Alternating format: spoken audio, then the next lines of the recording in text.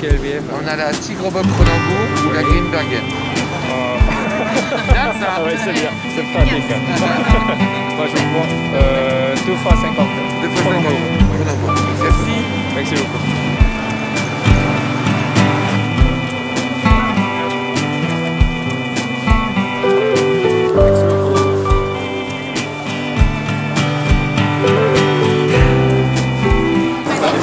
안녕하세요. 예술과 와인에 대한 이야기를 나누는 안태뱅입니다. 오늘은 제가 드디어 주문한 카메라가 왔어요. 그래서 그 카메라를 테스트해 볼 겸, 그리고 지금 파리도 날씨가 되게 후덥지근해요. 이제 좀 비가 오려고 하는지 끈적끈적하기도 합니다, 약간. 그래서 이 후덥지근한 날에 저도 밖에서 오랜만에 카페에서 맥주 한잔 하고 있었거든요. 그래서 카메라 테스트 겸 간단하게 이야기를 좀 나눠볼까 해요. 그래서 어떤 이야기를 나눠볼까 생각을 하다가 제가 투어를 할 때 손님들이 저한테 가장 많이 질문 주셨던 게 한 가지가 있었어요. 그게 뭐냐면은 왜 와인이라는 술은 조금 어렵게 느껴질까요? 왜 고급술일까요? 뭐 이렇게 많이 물어보셨거든요. 그 이유는 우리나라의 많은 서구권의 문화들 같은 경우에는 우리나라로 바로 유입되지 않았었고 많은 것들이 일본을 거쳐서 들어오게 되죠. 그래서 원래는 좋은 의미로서 갖고 있던 많은 문화들이 일본을 거쳐서 들어오게 되면서 퇴색되기도 하고 어려워지기도 하는 것 같거든요.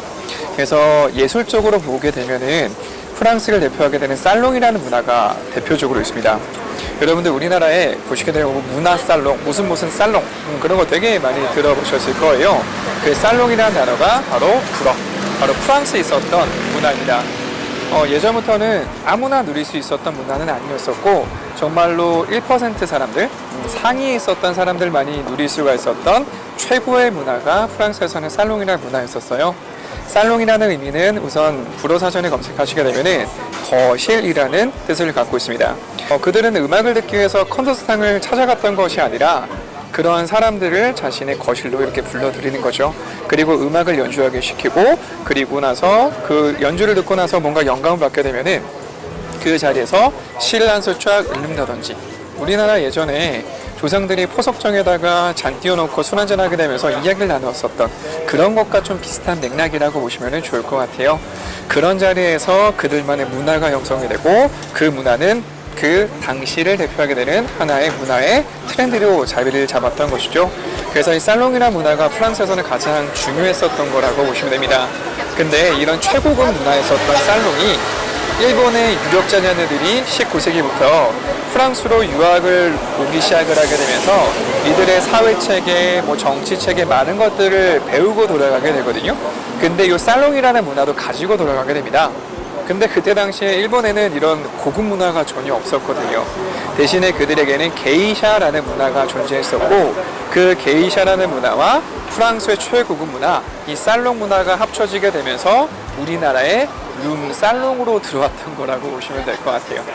그래서 원래는 정말로 좋은 의도를 갖고 있었던 그런 문화였었는데 일본을 거쳐서 들어오게 되면서 조금 퇴색된 문화가 바로 예술계 쪽으로 따지게 되면 살롱이라는 문화라고 보시면 될 것 같아요. 그래서 이 와인이라는 것도 마찬가지로 우리나라로 바로 들어오지 않고 일본을 거쳐서 들어왔다 보니까는 조금 고급술이고 좀 어렵게 느껴지는 것은 아닐까 생각이 듭니다. 그래서 와인을 마실 때는 잔은 어디를 잡아야 되고 그리고 와인의 온도는 몇 도를 맞춰야 되고 뭐랑 먹어야 되고 그런 거 되게 많잖아요. 근데 그 프랑스를 여행해 보신 분들은 아시겠지만은 그냥 프랑스에서 이곳 사람들이 와인을 먹게 되는 모습을 보게 되면은 마치 우리나라에서 삼겹살 먹을 때 마시게 되는 소주와 똑같은 술입니다. 전혀 어렵지가 않은 술이거든요. 그래서 여러분들 너무 어렵게만 생각하지 말고 마트에 가셔가지고 저렴한 것부터 한번 구매해서 드셔보시면 좋을 것 같아요. 그래서 또 많은 분들이 물어보시는 것 중에 하나가 어떠한 와인이 좋은 와인입니까? 라고 많이 물어보시거든요. 근데 저는 개인적으로 세상에 안 좋은 와인은 없다라고 생각을 합니다. 왜냐면은 정말 1년 동안, 몇 년 동안 정말로 노력해가지고 포도를 수확을 하고 그 포도를 압착을 시켜서 힘겹게 만들어낸 결과물이잖아요. 와인 한 병이. 근데 그 와인을 먹어보고 나의 입맛과 맞지 않다라고 해서 안 좋은 와인이라고 치부하기보다는 그냥 와인을 많이 드셔보시고 경험하시게 되면서 나에게 맞는 와인을 한번 찾아보시면 가장 좋지 않을까 생각을 해요. 그래서 마트에 가셔서 마음에 드는 라벨도 괜찮고요. 마음에 드시는 병 모양도 괜찮습니다. 그렇게 아무거나 우선 처음에는 드셔보시고요. 그렇게 먹다 보게 되면 마음에 드는 와인이 나올 건데, 그때는 이 와인이 어느 나라에서 만들어졌는지, 어느 지역에서 만들어진지를 확인해 보시고, 그 와인을 또 집중해서 드셔보시다가 또 마음에 드는 게 있다고 한다면은 이거는 어떤 포도 품종으로 만들어진 것인지, 그리고 또 어떠한 와이너리에서 만들어진 것인지, 그렇게 차근차근 하나씩 들어가시게 되면서 와인과 한번 친해지고 보시면 좋지 않을까라고 생각을 해요. 그래서 오늘 저녁에는 가까운 마트에 가셔서 정말로 가격이 저렴한 것도 전혀 상관이 없으니까 마음에 드시는 와인 한번 구매해 보셔서 그 사랑하는 사람들과 한번 드셔보시면 좋지 않을까 생각을 합니다. 그래서 오늘 간단하게 이야기를 나눠봤고요. 다음에는 더 재미있는 이야기로 만나 뵙도록 할게요. 저는 지금까지 와인과 예술을 사랑하는 남자 아트뱅이었습니다. 감사합니다. 빠빠이. 주아 빠빠이. 주아도 인사해. 안녕.